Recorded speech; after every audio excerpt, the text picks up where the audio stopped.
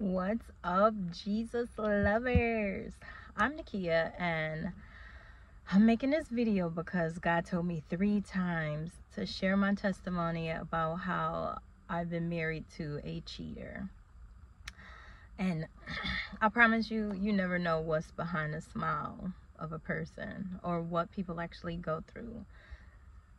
So this video may be a little bit hard because I was going back and forth with the Lord, like, Lord, you know, this is my personal business, and you know how old school raised us. What goes on in this house, what stays in this house. Keep it private. And sometimes we don't want to overshare, and we don't even want to think about what we went through and the trauma that we had to face, let alone talk about it to people who we don't know. But God did tell me that my testimony was not just for me. It's gonna help other people out. Some people are gonna be able to be healed and delivered from some things that I was even stuck in. And I'm doing it because I am gonna be obedient to the Lord. Our testimonies are not for ourselves, and because I love him so. And God has literally guided me through this 20-year of a marriage, of a roller coaster ride. And without him, I wouldn't even be able to make it. And if God chooses to use you in certain ways as leaders, sometimes we have to do things we don't want to do. We have to talk about things we don't want to talk about, but we still have to do it anyway. Because God is going to get the glory out of your life, out of your story, out of the things that you went through. Later, I am going to talk about how God showed me that my husband was living a double life. March 2nd, 2025 of this year, God revealed it to me for sure. They say that there's 2 sides to every story, when really it's one truth with different perspectives. So I'm not here to bash or be sadistic. I'm not going to share any names. But I am going to tell my story about what happened to me in these videos that I'm going to be posting. And it's crazy when somebody hurts you or violates you or mistreats you or use you, offends you, they don't want nobody to know about it, the wrong that they did to you. And then when you like build up enough courage to talk about it and stand up for yourself, they want to silence you. But no, stand up for yourself. They want to act like you don't have a voice, or you shouldn't react, or you shouldn't have feelings, or you shouldn't respond or post anything or say anything. No. God is going to be the narrator of the rest of your story, of your healing journey. God is going to give you what to say, what to do, how to heal. And even they'll try to blame you for their actions or your reaction to their wrong actions to you. They can't, though. Galatians 6:7 says, do not be deceived. Whatsoever man sows, that's what he's going to reap back. Now, and do you know how much an apology can do? A simple I'm sorry, admitting that you're wrong, not stringing somebody along with you as you live a double life. But just know, even if you never get that apology, do not wait for it. You can still move forward, heal, and forgive in your journey. I understand that I'm not called to everybody, but I am called to some, and I'm fine with that. Ladies, I don't want to even say that I feel your pain, because pain and hurt hits everybody differently. And I can't say that I've walked in your shoes, but I know what it's like to go through some similar situations, like of different tests and trials and tough battles and different storms and the fire that you gotta walk through. I know what it's like after betrayal as well. I know what it's like to be married and feeling single, barely having help, pulling 90% of the load, sleeping with a manipulative narcissist, faithful and loyal for 24 years, living with a lying husband who's been sneaking around to side chicks' houses and acting like he's at work and yet still not bringing no money home. I know what it's like to feel fake love, unsupported, heartbroken, depressed, not wanting to get out of bed, stressed out to the point of losing hair, and not knowing like how me and my kids are gonna make it at times. Not being able to fully fulfill my womanly duties as a wife, as a helpmeet, because I'm forced to step in as the head of the house, taking on the load of a man because my man is MIA. So I will live at work to pay most of the bills, half of the bills, all of the bills, never not paying any bills though, never catching a break. Overworked, sleep deprived, to the point where my body went out. My body was going numb. Left side go numb sometimes, right side go numb. I know what it's like to lose a house because your husband is allergic to paying bills. And you can't keep paying everything yourself and then pulling up to see some of the stuff that you worked hard for scattered and tossed and picked through all over the yard. To pay hundreds for groceries and have a mate that might buy some snacks if he feels like it. Having to work on holidays when you see everybody else get to be home with their families and that's all you want to do is just be with your kids.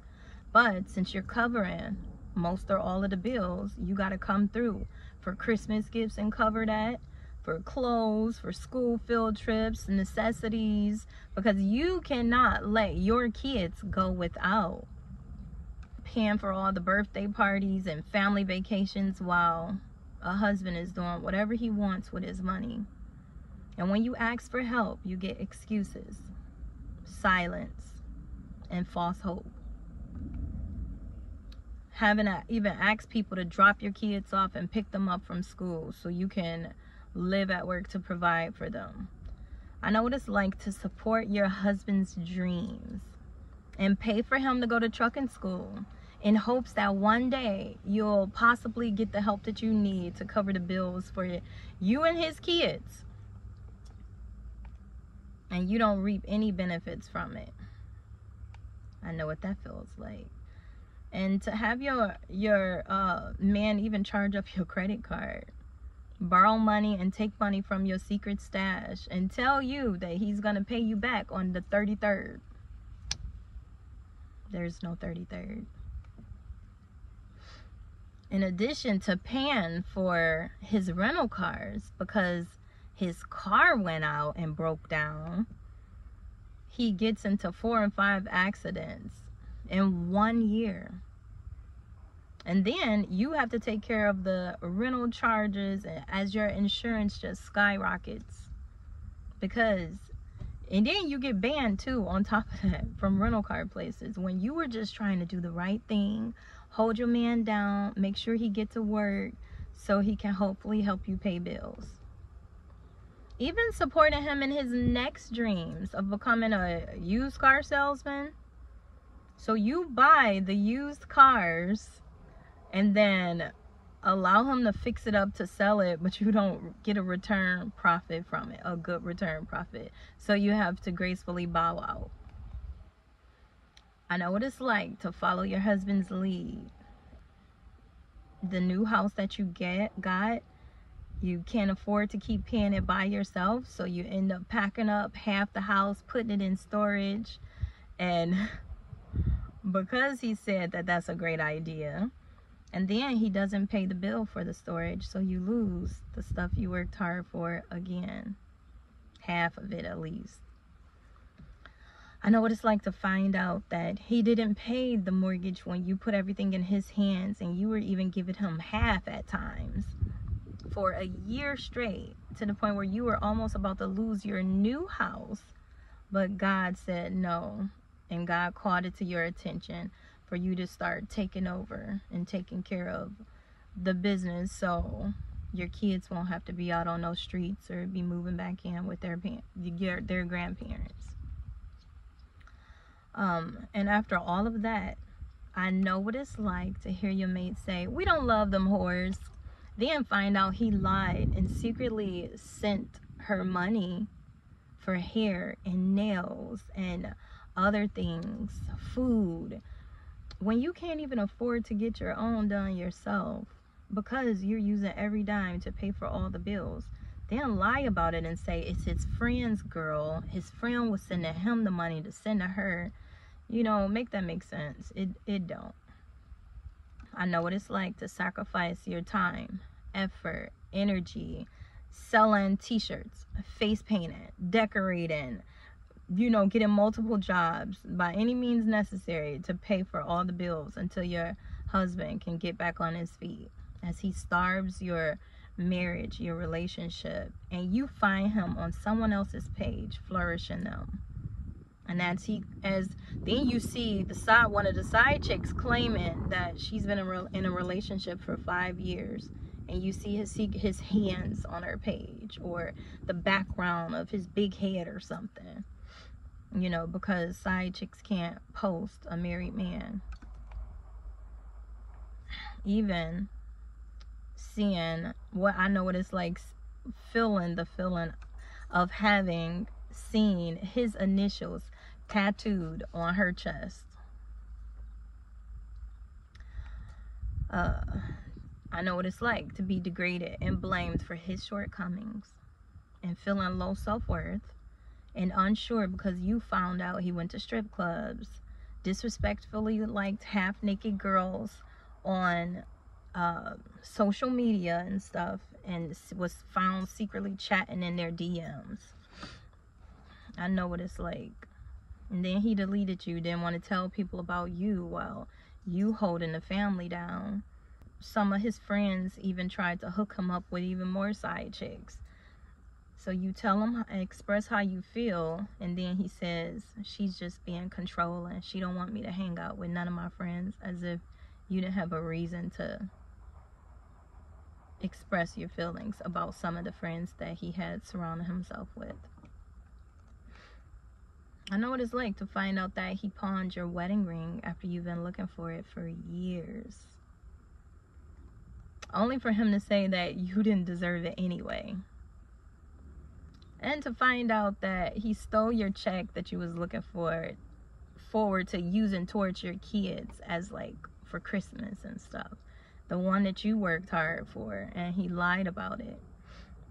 I know what it's like to have an account emptied without your knowledge because you thought that you could trust your husband. To be a woman who makes amazing dinners for your family, and your unappreciative mate comes and say, you stay in the kitchen too long. Food is not the key to my heart. I don't need that. You don't have to cook anymore. So you stop cooking, and then he goes and tell everybody, she don't cook. I know what it's like to have a mate that barely cleans up, won't do dishes, nor train his kids to clean up after themselves. And because he's never there anyway, and he's out living a double life, but expect you to get off of work and school to do everything. So you try to do the best as you can as a wife, as a mom, working, paying all the bills. Of course you'll fall short. Of course the house is gonna look like a kid's house because you're busy and he's gone, and you trying to keep everything up, trying to be a superwoman, super wife, super mom, trying to meet all 5 of his love languages, and he's never satisfied. But the load is still too heavy to carry, and you don't get the 50-50, the 60-40, the 70-30. You still carrying about 90% of the load. But as he would rather take pictures of the mess and then share it to people and bash you about it. I know what it's like to not ask for much because you're always disappointed and just want him to just take care of your kids because you're stuck doing everything else. And then when he disappears, it's just you raising your kids up in Christ, in church, and sitting on a pew alone. And after catching him cheat, I know what it's like to have a husband move to a different address with his side chick. Then he starts to finally help take the kids off your hands so you can get a little break. But instead of telling you the days that he wants the kids, he just comes, he violates your safe space, the place that he refuses to pay bills, comes inside of your house to play, and then takes your kids while you're at work, and then not give you the address to where his kids are located and where they're gonna stay overnight. Then have the side chick watch your kids, the one who knew you was married and disrespected your marriage. Now make that make sense. I promise. Oh my gosh, this is crazy. A mistress watching your kids.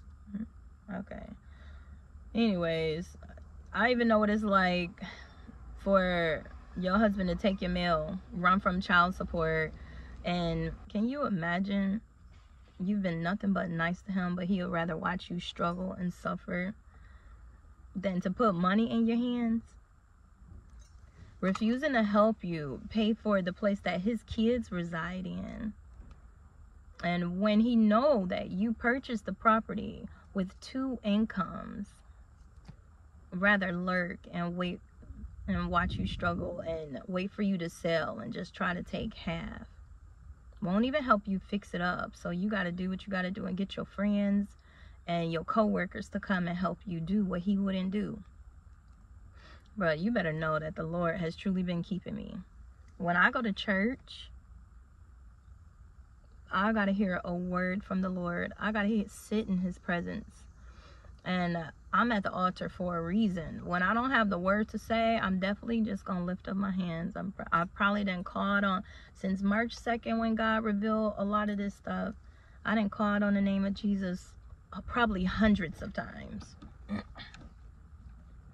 Hundreds of times, maybe even thousands. Just not having nothing to say, or not feeling like you got enough strength to pray for yourself, but calling on the name of Jesus. I'm at church for a reason. I don't go to play. And I can't hear nothing weird or nothing off. I just got to hear what thus says the Lord about my situation, about where he's taking me from here. Because, you know, we carry it. We have to cope. We have to keep it moving. Us moms and the wives, and like, we don't get to tell our kids we don't have. And I know I'm an amazing mother. I don't get to not pay bills until I get on my feet. I don't get to not have money for school necessities, or I don't get to not help them with their homework after I finish my college homework. You know, I don't get to not feed them. I don't get to run and hide from my responsibilities and rest on excuses. They expect me to show up, and I will not disappoint. What do all good moms do? We figure it out. I refuse to chase a man. I'm going to let you know. I'm not going to beg you for nothing. I'm going to do it. I'm going to do it. I'm going to get out of bed. I'm going to keep pushing. And I'm going to try to do it how God want me to do it. Like, sometimes I might fall short, but with the help of the Lord, he's going to see me through everything that I go through. And I'm going to push through. Psalms 37:25 says that I was young and now I'm old, and I've never seen the righteous forsaken, nor his seed begging any bread. I got God, and God has got me, and he's got my kids. He will never let me down. Now listen, I know that I'm definitely not perfect, but I was a good wife. I was a fun wife. I was loyal, peaceful, faithful. I held it down. I only been with one man for 24 years of my life, since I was 17 years old. One man. I uplifted him. I never cheated on him. I encouraged him. I inspired him. I wasn't a nag. And I don't accept his blame. Nothing I did made him cheat on me. I didn't do anything to make him take females' numbers. I didn't do anything to make him call them or text them. I didn't make him have inappropriate conversations, go out on dates with them, go to women's houses, and nothing I did made me push him into bed with them. Their whole little dumb situationships is his fault. Everyone is tempted. James 1:14 talks about everyone is tempted when he's drawn away by his own lust and enticed. So to the betrayed wives, is not your fault. Say it with me.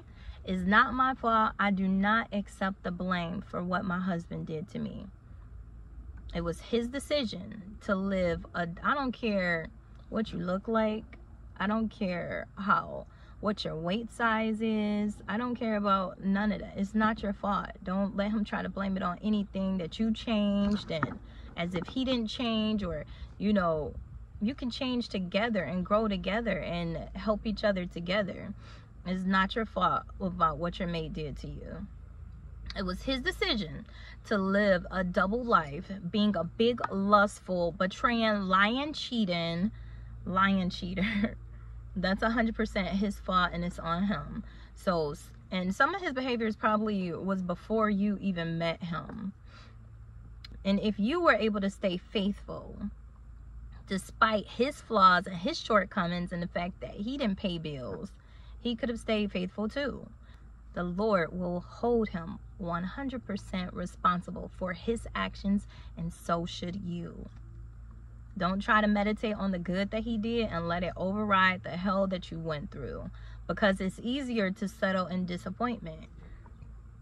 He had every opportunity to get the help that he needed. He could have got wise counsel.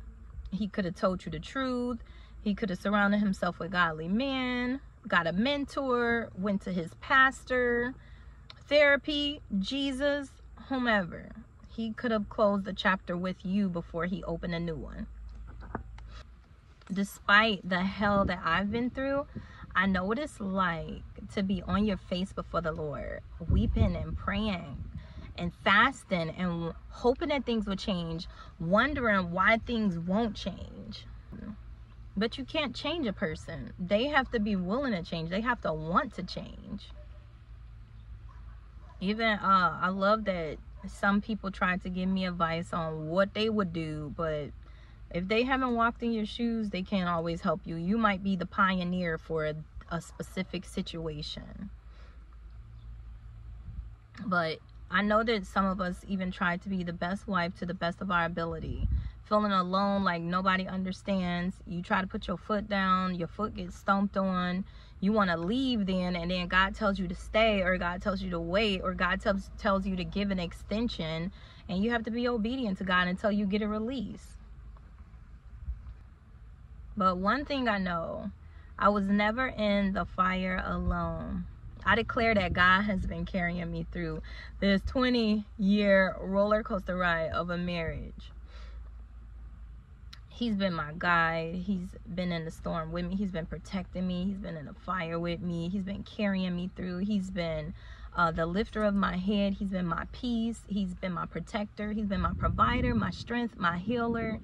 God has been everything to me. My mind regulator, my heart mender. I've really tasted and seen that the Lord is so good. Psalms 34:17 talks about how the righteous cry out, and the Lord hears them, and he delivers them from all their troubles. He stays near the brokenhearted and those who are crushed in the spirit. Psalms 147:3 talks about how he heals the brokenhearted and binds up their wounds. And I feel like my life has been a living sacrifice on the chopping block, carrying this heavy cross daily. But God didn't say we wouldn't go through. He said that he would never leave us nor forsake us. He would be with us even through those tough times. So you are more than a conqueror. And I understand why the Lord wanted me to share my story, because I can relate to people on so many different levels. As a godly woman who was in the will of God when I got married, but my husband changed on me. I can relate as a betrayed wife, as a single woman, raising 3 kids, working full time, going to school, now practicing celibacy. Oh my gosh, and so much more. So ladies, if you experience just some of the testimony that I decided to share today, this is not the end of your story. Get up and start your new chapter. That was not the love of your life who put you through the hell that you went through. because he wouldn't have did that. It's still life after this. It's happiness, joy, peace, and so much more. So don't get stuck in what happened to you. If you want true rest, cast all your cares on the Lord. Matthew 11:28 talks about come to Jesus.